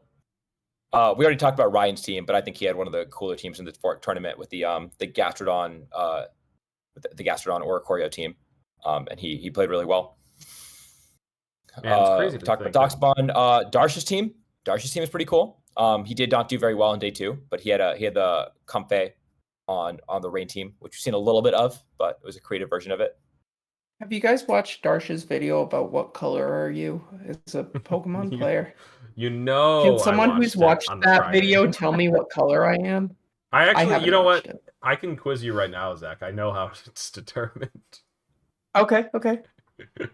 All right, play along with me. So, are you a aggressive player or a relaxed player? I think I'm an aggressive player. Aggressive player? Okay. And would you say that you like your games to be, or the games or game plans, structured or unstructured?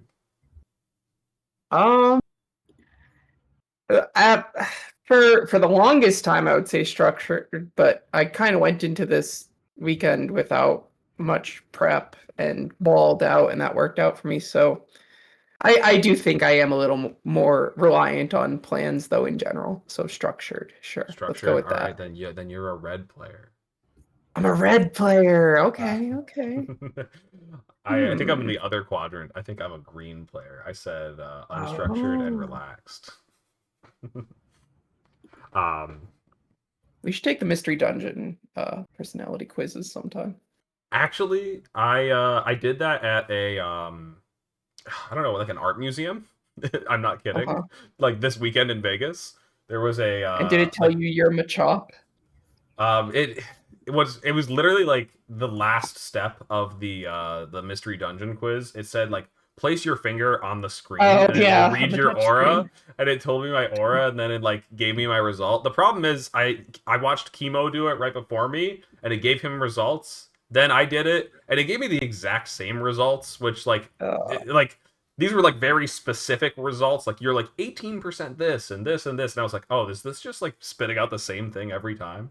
So I just moved on. But Oh, it did make me think of Mystery Dungeon. But yeah, definitely go check out Darsh's video on the colors. It's quite amusing. I don't think it's. I mean, I don't know. I'm not trying to bag on this content, but I also don't know if I believe in necessarily sorting ourselves into different Harry Potter houses on what type of player we are. I think you need to be a little bit of everything to do well. So, anyways, Mhm. any other And just I agree. I think that even extending that, I think the idea of play style, people take it a little too far and say, this is not my play style.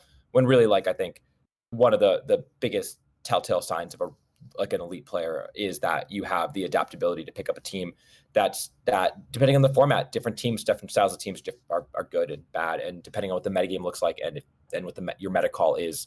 And so while some players do very well at kind of one tricking one type of team, um, I think when you look at I think that ideally you should be able to look at a board state and try to figure out what the best play is, and that is relatively independent of what your play style is or what your color is. But it is fun. It's a fun little BuzzFeed quiz type thing, more so than something to live by, in my opinion. I think that if you have a play style that you prescribe to yourself, you are boxing yourself in for someone to Yes. read the absolute hell out of you once you start playing decent players. Mm-hmm. Like I 100%. protected because I am a defensive play style, and their Gambit used Sword Stance and their Volk Quiver danced on the same turn because I am a defensive play style. Yeah, it's because I watched the video and I knew you were green.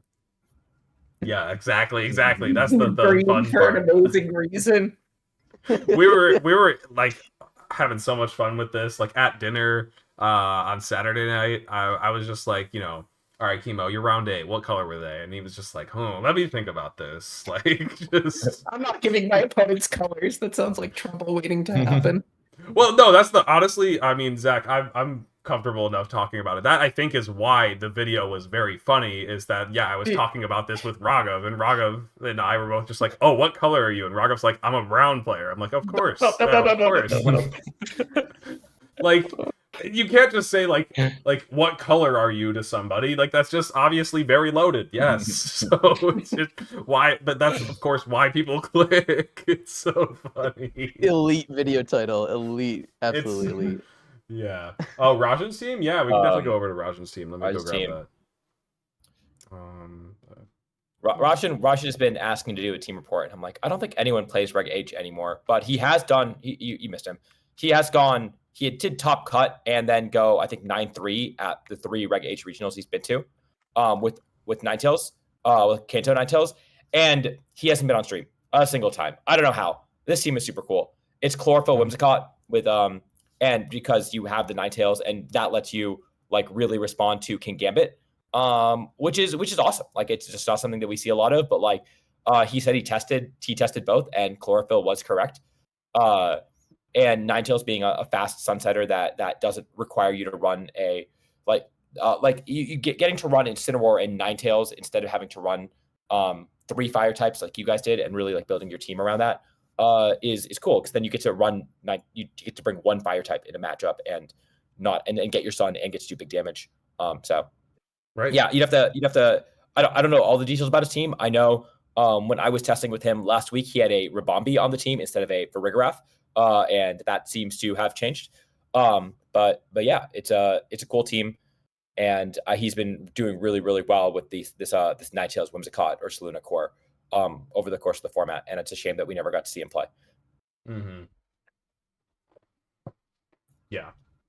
I definitely agree. It would have been fun to see. And like I think I didn't ask about this one, but I know that he ran Chlorophyll Whimsicott twice, and I think even the second time people were still not reading the team sheet properly and seeing that it was Chlorophyll. I would not be surprised if he still pulled it off here again in Vegas, where people were like, "Oh, you encored by instant into Fake Out? That's not supposed to be possible." Oh man, that's fun. Yeah, I think, Max, I think I'm just not familiar enough with this website. It seems excellent, but I am going to have to play around with it to get familiar with it, because I want to be able to pull up stuff quickly. But yeah, we've talked about it before, but we are sorely missing the standings website that Stallruth put together, because it was very convenient and easy to use.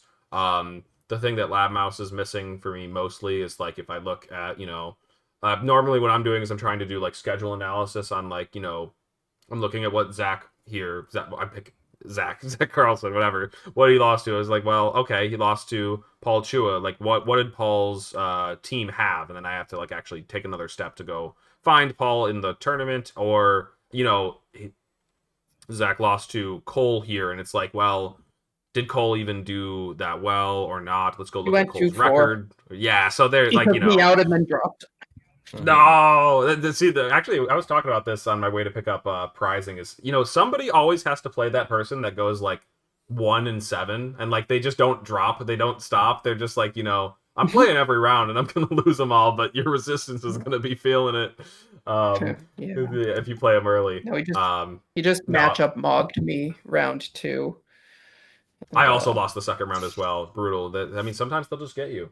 But Wait, no, I'm not trying to 4? bag on Cole or anything like that. But like when I'm talking about like schedule analysis, it is like something important to note is like, when you lose to something, like, was it a strong player, was it not? It's just like I like using the standing website for getting that bit of information. And so yeah, maybe this one will fill that gap in a little bit, because I think I was seeing a little bit, like, you scroll down here and it shows the schedule, and I think it at least lets you click on the team, so that part's nice. I can at least quickly pull up, what the team is. But still would be nice to see those records, I guess. I don't really need to know the table number. I was laughing at that part. Like, why do I need to know that Zach's round 1 was at table 283? How was it down there, Zach? Oh yeah, it was awesome.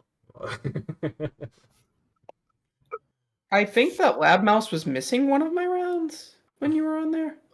I think it didn't have my round 4. You didn't play round 4. Breaking VGC website can't count to 4.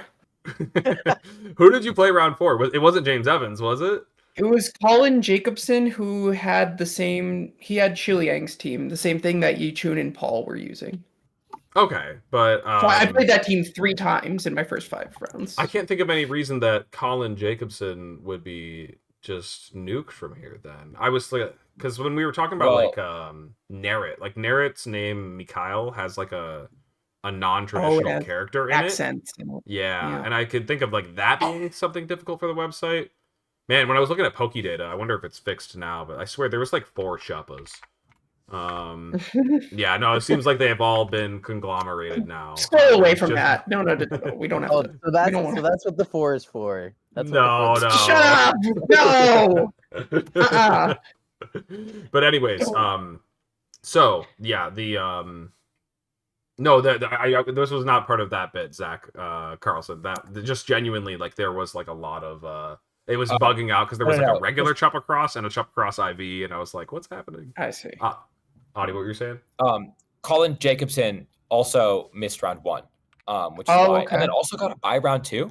Wait, I thought you said James Evans got the bye. That is Wait, what I saw. Who knows? How do they both get a bye? I think 6 players got buys in round 2. Wait, why? I think everyone who lost round 1 because they didn't register in time got a buy in round 2. There were like 6 people with They buys. forgot to enter them. That's so funny. I love my tournament organizers. Okay, so James didn't like completely luck out or something, like, and get the one buy that was given out. It was actually, oh my god, no. Okay. So that's crazy. I didn't know that this tournament gets weirder and weirder the more I learn about it. Okay. Let's go ahead and finish off by previewing LAIC here and picking our smart money for that one. I guess a quick look at the smart monies for this tour. I think Neno actually ended up winning the smart money for that one, picking Rajan. I think Rajan was the best finisher of this group of players: Kinagawa, Brian Collins, and William Brown. I believe. Wait, didn't Kinagawa get 17th? Oh no, you're right. Kinagawa got 17th. I thought I might have been looking at a different Japanese player then. Oh yeah, Rajan got 25th and I got 26th. He finished one above me, the jerk. Okay. This weekend in LAIC, they've showed this on their stream scheduled, like, whatever, scheduled streams on YouTube. So it's a second set of matches, and on top of that, Victory Road also put out a tweet talking about how they have a cast of casters that are going to be casting matches from home, and that is just it's really exciting that we're going to get to see just even more games coming out of this tournament. Like, even though I am not I've got no more investment in Regulation H, I'm still very excited to watch some high level gameplay this weekend, and getting to see basically double that is a very exciting premise, and giving this is like another way to, like, you know, give some casters like kind of like their chance to debut or shine. I know that they've done this before, but just like, you know, this is like a way to like kind of like transition them into like maybe doing more official casting roles and stuff like that. So just very excited for this. And then this as well. Yeah. I think that I'm really excited for this. I'm really happy for all of them, especially Cedric, who's, you know, this is his first, I think, really, really big opportunity. And so I think that one of the things that we've been lacking since Play Pokemon took over casting all the regionals officially was that there wasn't really a pathway to go from grassroots casting to official casting. It really just felt like there were those opportunities that there used to be where regionals were very much like spread out, and they'd have a lot of different people casting them as they had the opportunity. And so now Victory Road, I think, is really doing a great job of providing these opportunities and really providing a pipeline where I think every single one of these people has casted things like the World Cup matches before. And so they know that they're good. They know what they're doing. And they take the cream of the crop there and get them to cast LAIC. And I really hope that we see, you know, I think Ben's casted official events before, but I don't think we've seen Matt, Hayden, or Cedric. And so I'd love to see one of those guys get a chance at a regional sometime soon. I think it'd be really cool to see more fresh faces, especially Cedric, because he's so good at the game and he like is a very active player. And every time I listen to him cast, I'm really impressed by him. So I really hope he gets a chance to cast a regional soon too. Always excited to see Ben, my twin. The joke is that Wolf confused me for Ben at one point. That's a very funny story that I think I've told before, so I won't go through it all again. Anyways, let's go ahead and take a look at the previous LAICs to get ideas for who we want to pick for smart money going into this tournament. I guess I forgot to ask. I don't think anybody here is going to it. I don't know exactly how big it's going to be. I also wanted to come back for this one because the travel awards will also be a good indicator for people to pick for smart money. We'll come back to that one at the end, actually, though. So Ashton won back in 2017. over Javier Signorina, Agati. And honestly, and after Agati, I'm not even that certain that any of these other names will be in attendance or playing. I could maybe see Marcus, but I feel like probably not. Anyways, going on to the next one, Carson ended up winning that one, and Carson is going to this one. And won over Alberto. I don't think Alberto's going. No. Eric probably going. I would have to check if he got a travel award or not, but and then Pokey Alex as well. Edu, decent chance. Not Brady. Yeah, okay. Let's keep it moving. Ashton again. James. I don't know, Audie. Did you get the chance to ask James after you played him? I don't know if James is going to this one. I feel like probably not because he doesn't. No, I did not. And let's see. Yeah, probably not that many from the rest, at least that I know for certain. There are 2 side streams for VGC, so 3 in total. That's actually so crazy. So there's like, oh yes, because there's the official. There is the Victory Road English and the Victory Road Spanish, I believe. So actually, yeah, let me see if that was in the replies. Here it is. Yes. So I think that they're doing a Spanish cast as well. Very, very excited. Yeah, we need replay. No, versus recorder for replays would be so nice. 100%. Before James, we go ahead. Before we tap out of this one, I just want to point out 93 players at LAIC in 2019. It is insane how much Pokemon has grown since then. I also know Ultra, 2019 was a little bit of a dip in popularity for the game, but it's still crazy how much the game has grown. Well, and this was like after Sword and Shield, or right around the time Sword and Shield got released. It was the week so before. People really did not want to. Yeah. There was a 40-person regional in Florida like the next week too, I think. Yeah. Time frame. Anyway, No, it's awesome. It is so awesome to see our numbers just get so much bigger. And now we're here in the Marco era. We've moved past the Ashton era to the Marco era. For some reason, this is a tournament that's really good for repeats. So I guess honestly, if you want Carson's probably a good smart money for this one because he's done it before, and he is going. Marco probably also a good one. Yeah, this isn't even the most recent one here. Lorcy's been pretty hot lately. Is he going to this one? I remember him. He didn't do Vegas. Victor Medina, probably going to this one. Joe, almost certainly. Chuppa, travel. He's there already. Oh, okay. There you go. Chuppa is not going. He is currently in Los Angeles. Oh, Joe's already there. Meeting up with him tomorrow. He's going to be there for a week. Joe's already there. Got it. I think we've seen Eric Rios in every single Top Cut, by the way. Yeah, every single Top 16. So, yes. Gotta be going, right? I mean, he probably also does have a travel award to it. I'm going to go pull that up now here in a second. Marco over Victor. Ashton, another deep run there. And you said the Ashton era was over? He's right there. I don't know if Ashton is going to this one, though. Yeah, right. Honestly, I wouldn't be surprised if he's going just because, it's like his tournament. He just does so well there. Gio, I believe, is going. Riley, almost certainly. Same with Bezad. And yeah, you can probably guess that everybody here in the top 8 is going. But don't pick Riley for your smart money because he is flying out Saturday night. He is. He'll change it if he has to. Oh yeah, Mont. There you go. Priority registration. What? I talked to him.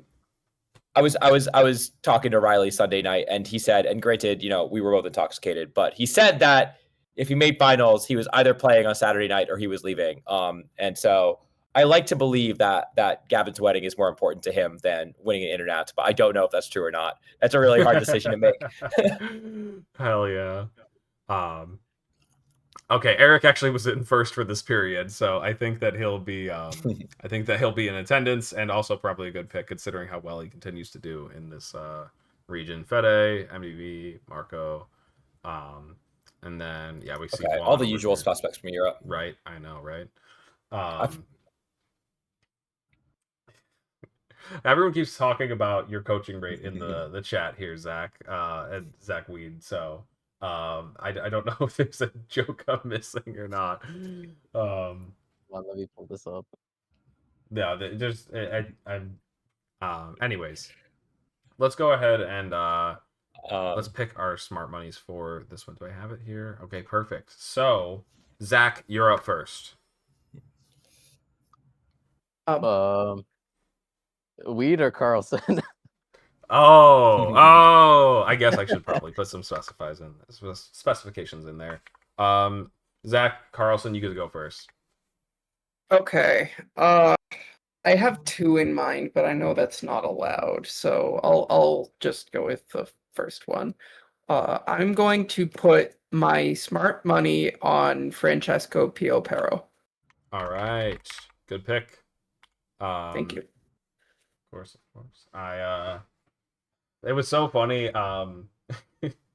We were talking about it over the weekend because, like, I think he went 6-2 in Victory Road on day one, and then posted like a shirtless pic after doing that. Like, Yeah. just, like, and so I was joking like with Colin and Chemo. I was like, dude, we got to do this too. Like, we made it through day one at 6-2. We're all gonna post shirtless pics, and we were not feeling bold enough to do that though. Maybe not built the same as Francisco Piovero. Anyways, Zach Weed, who's your smart money? I think I'll take Victor Medina. All right. Good pick. Audie? Yeah, I think it's the Latin American internets. You got to pick a Latin player, and so I'm going with the Latin player who just won the special event. I'm going with Kenneth Gamboa. Yeah, Kenneth's a good pick. I was considering it as well. He's so good at Reg H. I feel like every single Reg H tournament I see him play, and he top cuts. All right. Well, I think I'm gonna grab Carson just because I want to go with the spirit of like repeat winners and stuff like that. But maybe Carson will get his second now this time instead of Ashton getting a third or Marco getting a third. That's the other one that I was torn between. Right. All right. Well, of course, anybody else in the chat here, if you want to put your smart monies out there, they'll be shown on screen as well. So you can say that you got it right. Yeah, or leave it in the comments if you're watching on YouTube. If you don't post it anywhere, we won't believe you. How will we know that you got it right? If you don't, you got to call your shot. Exactly. So comment right now. Post it in the description. You know how it goes. And with that, that's going to be it for this episode of Tub Takes. Next week we'll be reviewing this tournament, of course, LAIC, and then actually I don't know what else is going on, but we'll figure it out, of course. So I think that's the main thing that's coming up next week, of course. And yeah, with that said, then thank you, Zach and Zach, for joining us on this episode. Thank you guys for Thanks for having me. All right. If you were here now and you didn't catch the beginning, this is going to be on YouTube tomorrow on Audie's YouTube channel, CK49. If I was gonna say, I guess now we're gonna figure out who we're gonna throw the raid over to. So we'll take a quick look at that. And otherwise, yeah, if you're watching on YouTube as well, do come by the Twitch sometimes. I'm gonna be trying to stream more. Maybe Reg F, maybe Reg H. We'll see. I'm gonna figure it out. But and yeah, I'm sorry that the YouTube command still doesn't work. It's been months, and I just haven't spent the time to fix it. That bad. All right. Well, that's gonna be it for us. I'm gonna figure out the raid, and then we'll catch you guys next week. We'll send you over to Save Life VGC. Awesome. All right. See you guys later. Peace out, peeps. Night.